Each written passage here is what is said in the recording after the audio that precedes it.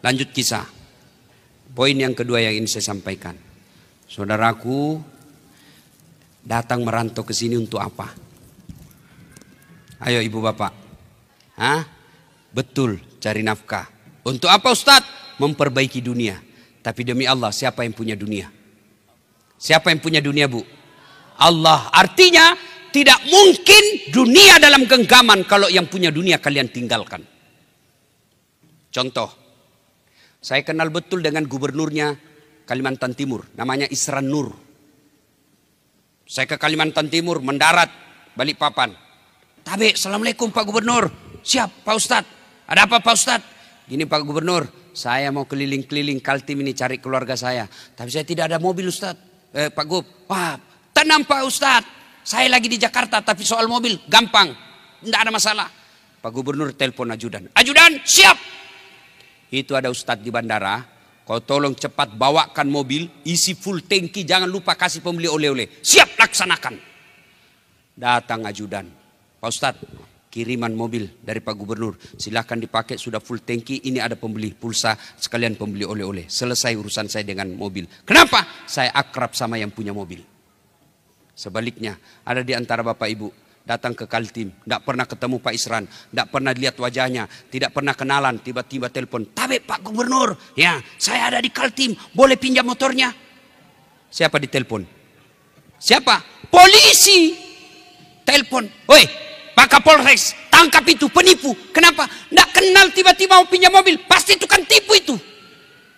Demikian juga bapak, tidak pernah sholat, sholatnya cuma hari Jumat. Itu pun paling terlambat datang, paling cepat pulang. Orang khotbah dia tidur. Begitu bangun, aliran apa ini? Tidak ada khotbahnya. Bukan aliran apa, kau yang tidur.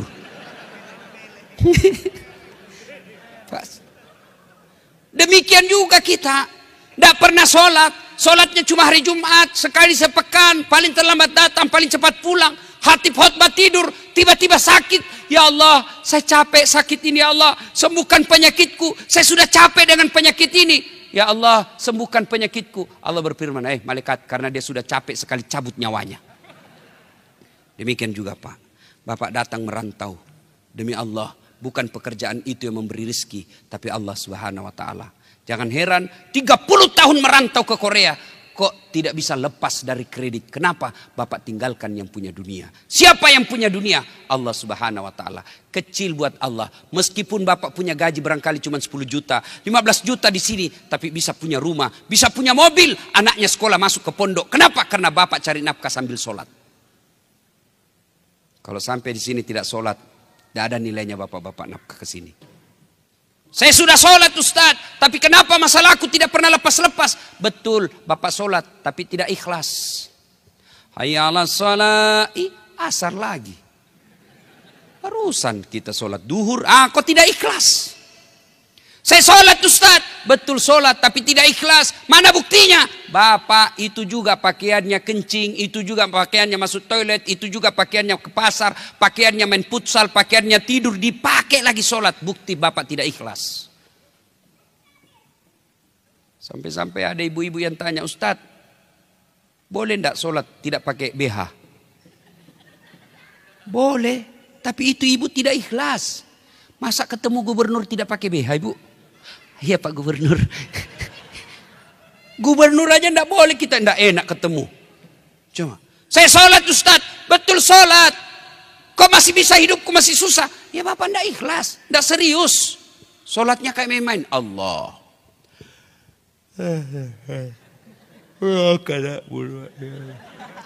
Ihdinas siratal mustaqim. Siratal ladzina.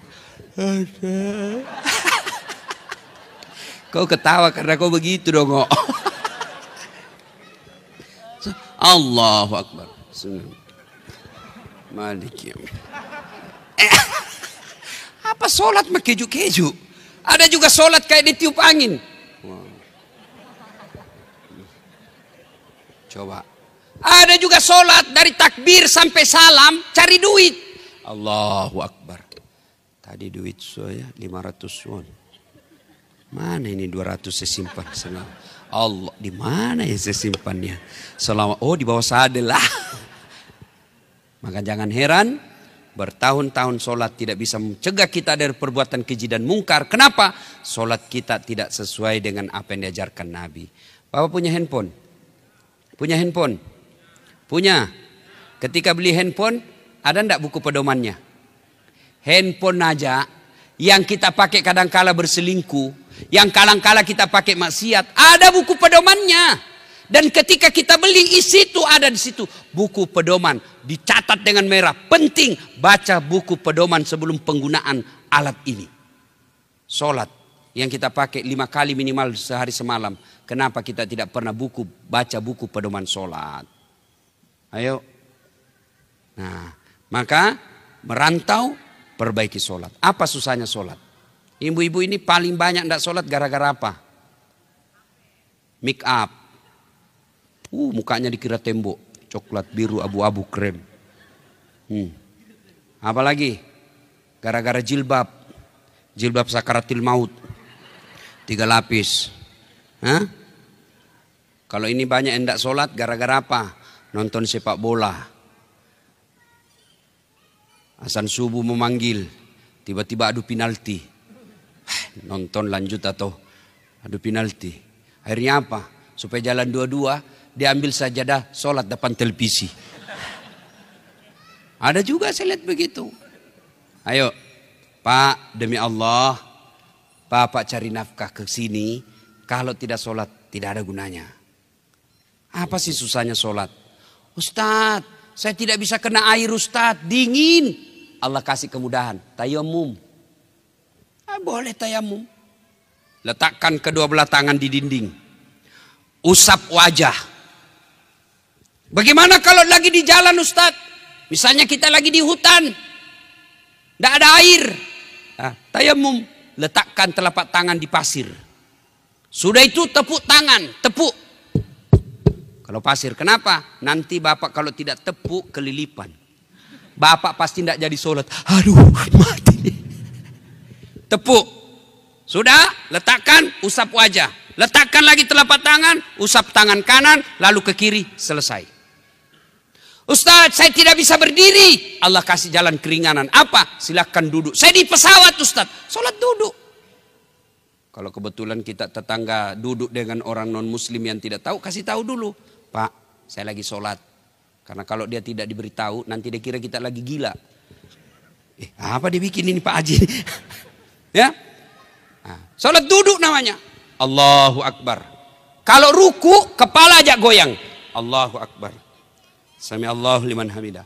Kalau sujud bukan cuma kepala goyang, badan ikut ditundukkan. Allahu Akbar. Sudah selesai.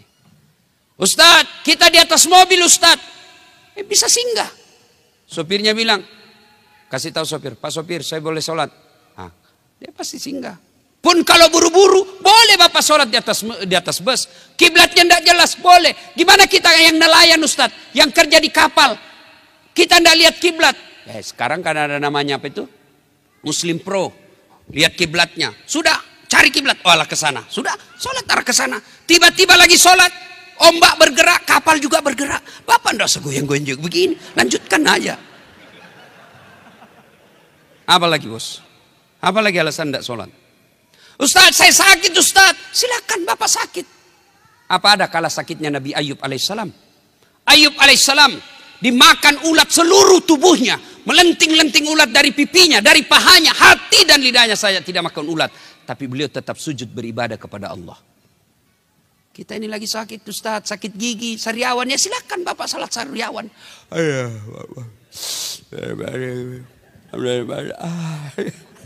Allah tahu Bapak lagi sariawan. Apa lagi bos? Tidak ada. Saya kaya Ustadz. Ada kala kayanya Nabi Sulaiman. Itu Nabi Sulaiman 1 hektar pekarangan rumahnya Pak. Apa kerikilnya? Emas. Ada di sini kerikil rumahnya emas. Paling kalau orang Bugis giginya dikasih emas Pak. Kaya tetap beribadah kepada Allah. Tidak ada alasan buat kita tidak sholat. Saya tidak bisa berdiri, boleh duduk. Saya tidak bisa duduk Ustadz, baring. Mana namanya sholat baring?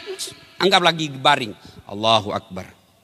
Lagi diimpus Ustadz, boleh. Tidak bisa ganti pakaian Ustadz. Allah tahu Bapak kondisinya lagi darurat, silakan laksanakan. Allahu Akbar.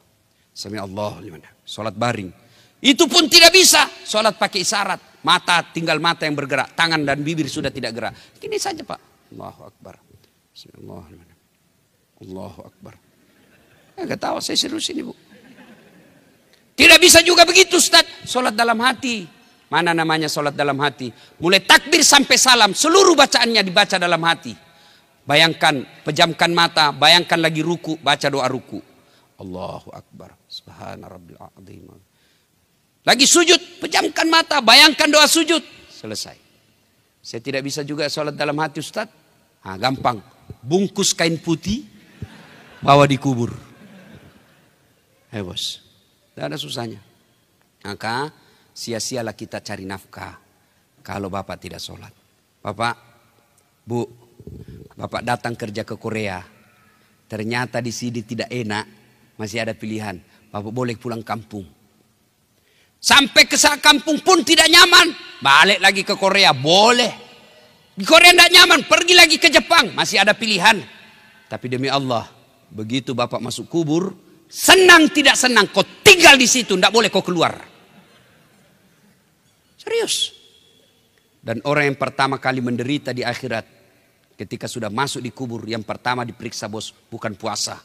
Bukan sedekah. Bukan haji. Bukan zakat. Tapi apa yang pertama diperiksa? Sholat.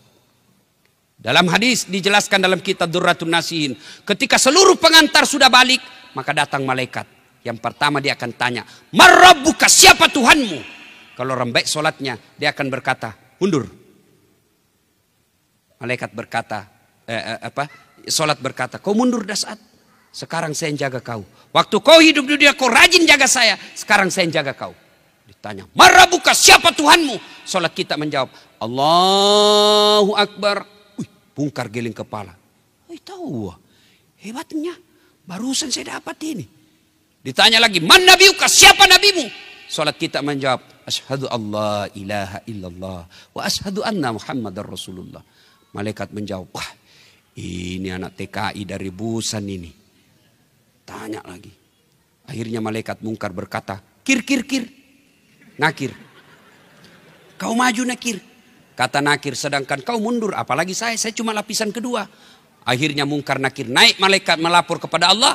Tidak melanjutkan pertanyaan 3-4. Ya Allah, ada hambamu sholat. Saya tanya, marrabbuka? Allah, dia menjawab, Allahu Akbar. Allah berfirman, oh itu bukan dia yang jawab. Tapi sholatnya. Karena dia baik sholatnya. Tidurkan dia untuk menunggu hari kiamat. Seperti nikmatnya tidur pengantin baru. Masih ingat waktu pengantin baru? Saya sampai mau ulang terus itu. Itu kalau baik sholat. Tapi kalau tidak baik sholatnya, sholat aja tapi sekedarnya saja. Malaikat sudah dia goyang kudamnya. Sudah lama ku tunggu kau. Kau lah keras kepala orang ceramah. Kau banyak ceritamu.